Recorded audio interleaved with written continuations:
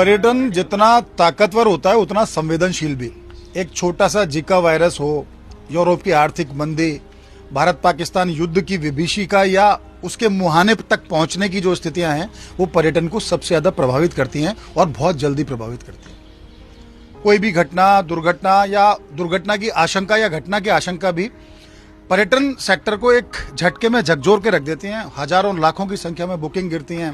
छोटे से vendor, hawker से लेकर बड़े होटेलियर्स तक सब बुरी तरह से प्रभावित होते हैं। और यही कुछ हुआ पिछले दिनों, जब भारत पाकिस्तान युद्ध के लगभग मुहाने पर पहुंच चुके थे। कुछ ऐसी चिंगारियां उठी जिसमें इस बात को बताया कि किस तरह से पाकिस्तान की तरफ से आतंक को जो शह दी जा रही थी उसको कैसे हमने मात दी।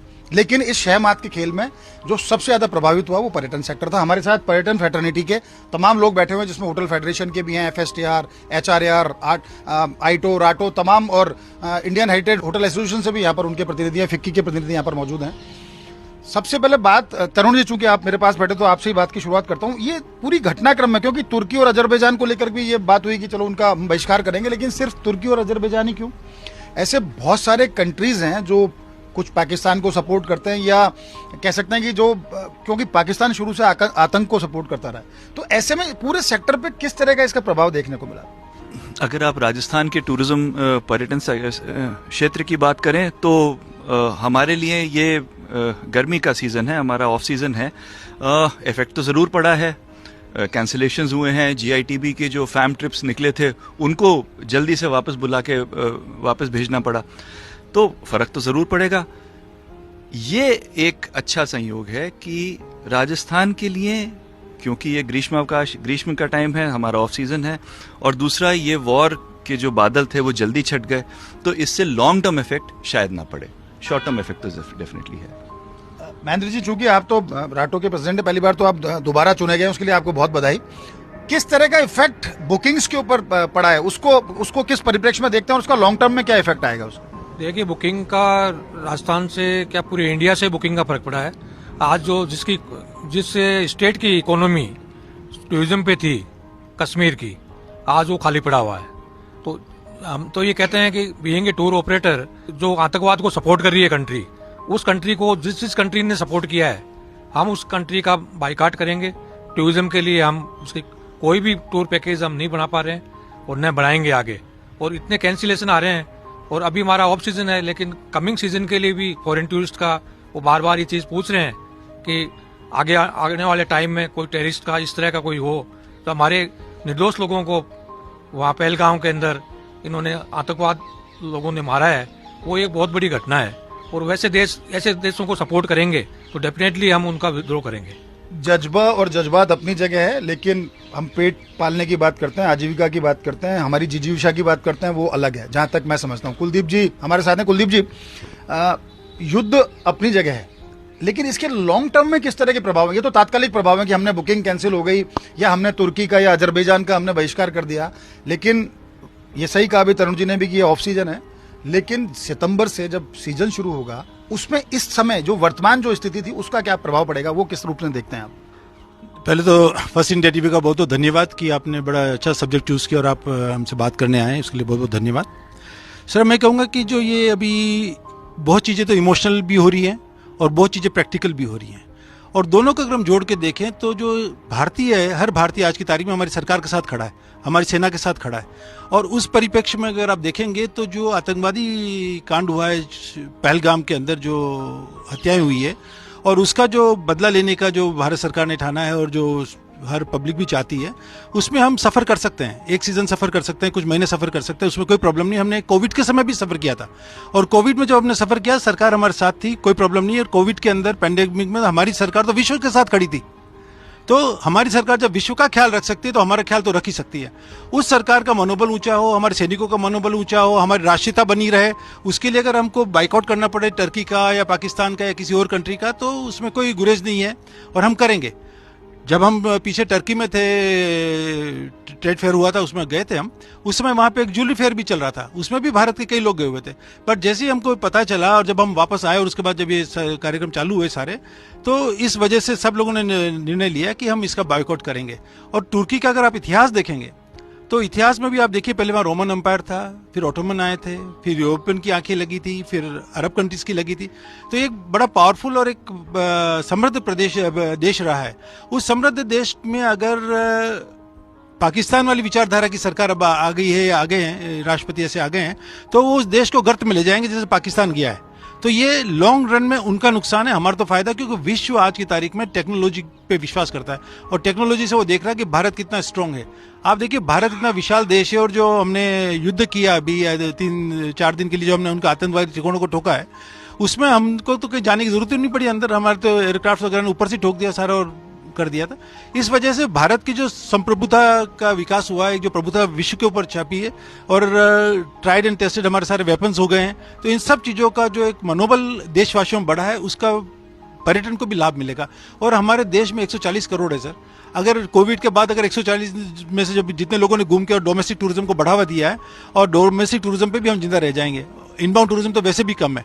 तो भारत इतना सक्षम देश है कि सब हम अपने आप में जिंदा रह सकते हैं। और इसी के चलते राज्य सरकार जो है, हमारी राजस्थान सरकार जो FSTR के साथ मिलकर RTDM करती है, राजस्थान डोमेस्टिक ट्रेवल मार्ट, उसका 5वां संस्करण सितंबर में होगा।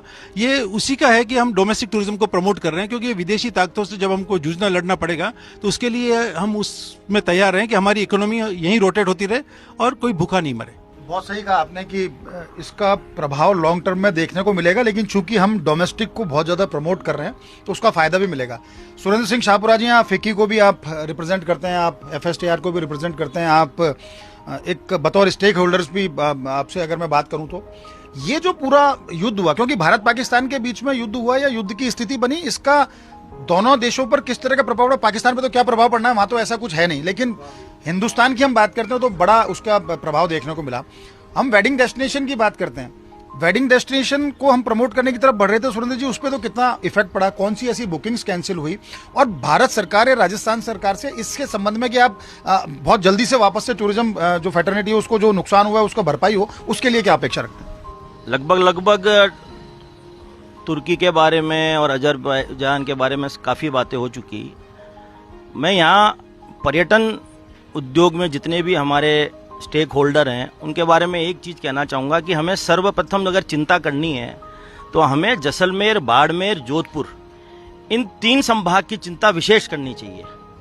पहली बात तो ये कि ये बॉर्डर पे स्थित हैं, पूरा वहाँ पे हर तरीके का जो पर्यटन है, चाहे घरेलू पर्यटन हो, चाहे इनबाउंड पर्यटन हो, चाहे माइस हो, इवेंट हो, वहाँ पे 60% से 70% कैंसिलेशन ऑलरेडी आ चुके हैं। सेना ने और प्रशासन ने होटलें खाली करवाना था क्योंकि जरूरी था। तो बात यह है कि सब कुछ ठीक है, मगर आज की तारीख में ये मानता हूं कि पर्यटन को वापस से रिवाइव करने के लिए समय लगेगा। ये पर्यटन वो चीज नहीं है, कोई ऐसा उद्योग नहीं है कि आपने रॉ मटेरियल डाल दिया और उसका आपने प्रोडक्ट निकाल दिया। क्योंकि अगर एक बार सेंटीमेंट खराब हो जाता है तो उसको सेंटीमेंट को दोबारा डेवलप करने में कम से कम 3 से 4 महीने का समय लग जाता है। हाँ, ऑफ सीजन है, मगर ऑफ सीजन के साथ साथ हम लोगों की जिम्मेदारियां भी हैं, हमारा स्टाफ है, लोगों के लोन है, लोगों ने एक्सपेंशन प्लान कर रखा है। ऑफ सीजन में हम लोग ज्यादातर मेंटेनेंस का काम करते हैं। ये सब चीजों के लिए हमारे को आर्थिक सहयोग की आवश्यकता है। और मैं सरकार से, आपके माध्यम से मैं राज्य सरकार और केंद्र सरकार से निवेदन करूंगा कि जो SGST और CGST है, इसको कम से कम 3 महीने के लिए या तो डेफर किया जाए या इस पे हमारे को 50% की इस पे हमारे को डिस्काउंटिंग दी जाए। दूसरा, केंद्र सरकार की और सिडबी की जो योजना है, जिसको हम लोग कहते हैं कि क्रेडिट गारंटी स्कीम, ये MSME सेक्टर के लिए केंद्र सरकार ने बनाई है। उसमें टर्नओवर बेसिस पे और रूम बेसिस के ऊपर हमारे को वो विदाउट एनी गारंटी वो हमारे को 1% का लोन देते हैं, जिसका 75% जिम्मेदारी सरकार की होती है और 25% स्टेक होल्डर की होती है। अब समय आ गया है कि हमारे देश के जो प्रधानमंत्री नरेंद्र मोदी जी हैं और हमारे वित्त मंत्री साहिबा जो हैं, उन्होंने जब ये स्कीम निकाली है तो अब समय आ गया है कि सरकार इस स्कीम को पर्यटन उद्योग के जो स्टेक होल्डर्स हैं उनके लिए लागू करें और ये रिलीफ दिलाएं। साथ ही जो हमारे आर्टिस्ट हैं, जो फोक म्यूजिक वाले हैं, हमारे गाइड हैं, जो हमारे ट्रांसपोर्ट यूनिट वाले हैं, इनको भी कहीं ना कहीं आर्थिक सहयोग मिलना चाहिए, चाहे वो टैक्स में मिले, चाहे किसी प्रकार का उनको अतिरिक्त ऋण मिले। मेरा यही गुहार रहेगा कि इन चीजों पे हमारे को ध्यान करना चाहिए, क्योंकि इसमें समय लगेगा। बुकिंग्स काफी कैंसिल हुई हैं, आगे के सेंटीमेंट्स हैं, कुछ सैंक्शंस लगा रखी हैं कंट्रीज ने, जो बाहर की यूरोपियन कंट्रीज हैं उन्होंने हिंदुस्तान को सेफ नहीं बताया है। साथ ही मैं मीडिया से और प्रिंट मीडिया और मीडिया से ये रिक्वेस्ट करूंगा कि पॉजिटिव न्यूज कि राजस्थान में सब कुछ सही है, सब सेफ है, आप राजस्थान आइए। इसका हमें ज़्यादा से ज़्यादा प्रचार प्रसार करना चाहिए, जिससे कि लोगों की जो मानसिकता है वो राजस्थान के प्रति अच्छी हो। इंडियन हेरिटेज होटल एसोसिएशन की बात करें तो पचार साहब हमारे साथ बैठे हैं। देखिए, और कहते हैं कि पूरे देश की 80% से ज़्यादा जो हेरिटेज प्रॉपर्टी राजस्थान में है। वेडिंग डेस्टिनेशन के तौर पर जब हम बात करते हैं प्रमोशन की, तो उसमें हेरिटेज प्रॉपर्टीज का बहुत बड़ा योगदान होता है। अब चूंकि ये सब जिस तरह का माहौल बना, पहलगाम की घटना हुई, उसके बाद हमने काउंटर अटैक्स किए और तमाम तरह की जो घटनाएं सामने आई, लेकिन इंडस्ट्री, टूरिज्म इंडस्ट्री की बात करें वो निश्चित तौर पर इससे इफेक्ट हुई है। तो आपको क्या लगता है कि इसमें हेरिटेज प्रॉपर्टीज की बात करें या हेरिटेज टूरिज्म की बात करें, वो कितना इफेक्ट हुआ है इससे? खमागणी नमस्कार। हेरिटेज टूरिज्म और रूरल टूरिज्म ये बेसिकली कंबाइंड सब्जेक्ट्स हैं। जैसे जैसे हेरिटेज बढ़ता है वैसे वैसे रूरल टूरिज्म भी प्रमोट होता है। जैसे कि अभी जो ऑपरेशन सिंदूर हुआ, इससे लग रहा था कि हमारी इकोनॉमी में, स्पेशली हेरिटेज टूरिज्म में और रूरल टूरिज्म में इसका बहुत बड़ा इम्पैक्ट आने वाला है। बट जो मोदी साहब की जो इम्पैक्ट रही या जो समझौते किए गए, उससे वापस जो हमारी भावना बढ़ी या हमारे जो कॉन्फिडेंस आया है वो ज़्यादा रिवर्स करके आया। जैसे कोविड आया, कोविड ने हमको लॉस दिया, लेकिन जैसे ही कोविड गया डबल टूरिज्म बढ़ा, हमारी रेट्स बढ़ी। और वही मैं महसूस कर रहा हूँ कि इस इम्पैक्ट से अगर जैसे डोमेस्टिक टूरिज्म बाहर जा रहा था, स्पेशली भी टर्की ने काफ़ी अपने टूरिज्म पॉलिसीज लाया। हम लोग भी, राजस्थान गवर्नमेंट गई, FSTR गए, कुलदीप बना, उसको प्रेजेंट करके आगे हम टर्की वगैरह लेके गए।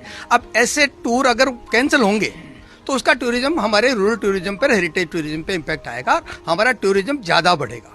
अगर हम लोगों ने, जैसे कि अभी महेंद्र सिंह जी ने कहा, कुलदीप बना ने कहा, सुरेंद्र सिंह साहब ने कहा कि हकीकत है कि अगर हमारा डोमेस्टिक टूरिज्म अगर बाहर जाना बंद कर देगा, जैसे कि पहले किया था उन्होंने, हमारे मोदी साहब ने इसके बारे में रिक्वेस्ट भी लगाई कि अगर वेडिंग आपको करनी है तो इंडिया में क्यों नहीं, बाहर जाके क्यों, उसका काफ़ी इम्पैक्ट हमारे यहाँ पे। और आज हमारे सारे वेडिंग डेस्टिनेशन डेवलप हुए ड्यू टू मोदी जी के एक शब्द के कारण से कि इंडिया का पैसा इंडिया में आप डेवलप करें। पहले विदेश देखें, इसके पहले भारत को देखें। अगर भारत देखो का अभियान अगर जारी रहेगा, और अगर हम लोग अब इसके जो इन्होंने जो पाकिस्तान का जिन जिन कंट्रियों ने डायरेक्ट सपोर्ट या इनडायरेक्ट सपोर्ट किया है, कुछ कंट्रियों ने डायरेक्ट सपोर्ट किया है, कुछ कंट्री इनडायरेक्ट सपोर्ट किया, अगर हम सबको अगर ध्यान उठा देंगे या टूरिज्म की तरफ अवहेलना कर देंगे तो हमारा डोमेस्टिक टूरिज्म बहुत बढ़ेगा। हमारा रूरल टूरिज्म, जो हमारी मोदी जी की पॉलिसी है, रूरल टूरिज्म बढ़ाओ, हेरिटेज टूरिज्म बढ़ाओ, आसमान को छुएगा, इसमें कोई शंका समाधान नहीं है। धन्यवाद। इस तरह की जब घटनाएं होती हैं, क्योंकि पहले कोविड ने इनबाउंड को बहुत बुरी तरह झकझोर दिया, उससे पहले जिका वायरस या दूसरे जो वायरस है उन्होंने